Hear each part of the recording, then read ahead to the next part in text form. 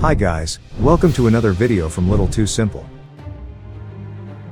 There was a time when an Indian brand gave nightmares to Samsung, dominated the smartphone market, and made international giants sweat. Micromax was the king of budget smartphones in India, but today, it's almost forgotten. What happened? Where did Micromax go wrong? And can it ever make a comeback? Let's find out.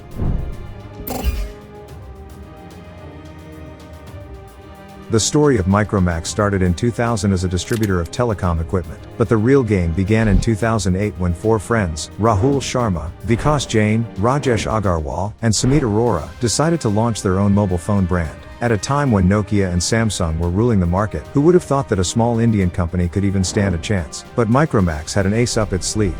Back then, rural India faced a big issue: frequent power cuts. So, Micromax launched a phone with a 30-day battery backup. The Micromax X1i became an instant hit, proving that if you understand the real needs of customers, you can beat even the biggest brands.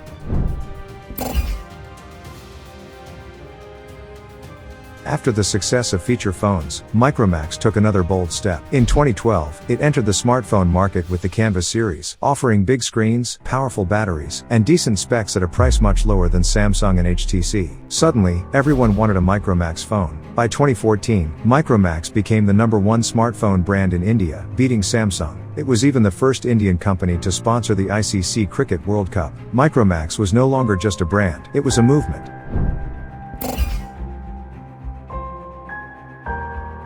And then came a masterstroke. Hollywood's Wolverine himself, Hugh Jackman, was roped in as the brand ambassador. The message was clear: Micromax was no longer just a budget brand, it was now a global player. The company started launching premium-looking phones at affordable prices. Canvas Night, Canvas Nitro, these were phones that made Micromax a household name. It seemed unstoppable, until it wasn't.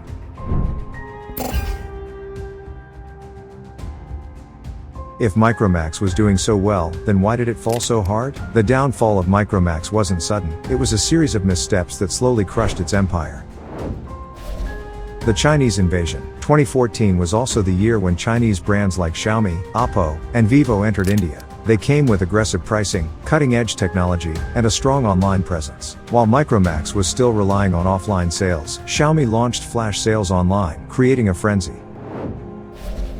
Lack of innovation. Let's be honest, Micromax was never really an innovator. It mostly imported phones from China, rebranded them, and sold them in India. Meanwhile, Xiaomi and Realme were launching phones with better specs, better software, and aggressive marketing. Micromax simply couldn't keep up. While Chinese brands kept improving their UI and features, Micromax phones often lagged behind in software updates. Consumers started losing faith.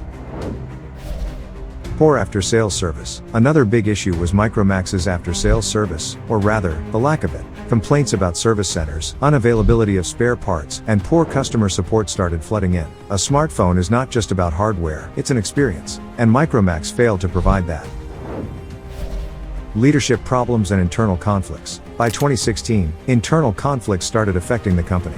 The leadership failed to adapt to the rapidly changing market. While Xiaomi was expanding aggressively, Micromax was busy launching sub-brands like You, which failed miserably.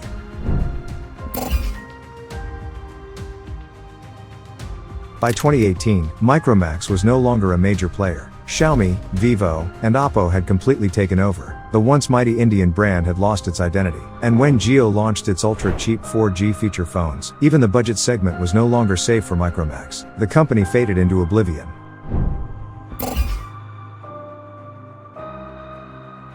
In 2020, amidst the anti-China sentiment in India, Micromax tried to make a comeback with its In-series. The marketing campaign focused on Made in India patriotism. But was that enough? The problem was that while Micromax played the patriotism card, Chinese brands still offered better value for money. The In-series had decent specs but lacked the ecosystem, innovation, and aggressive marketing that Xiaomi and Realme mastered. In the end, consumers don't buy a phone just because it's made in India. They buy a phone that gives them the best experience. And unfortunately, Micromax still hasn't cracked that code.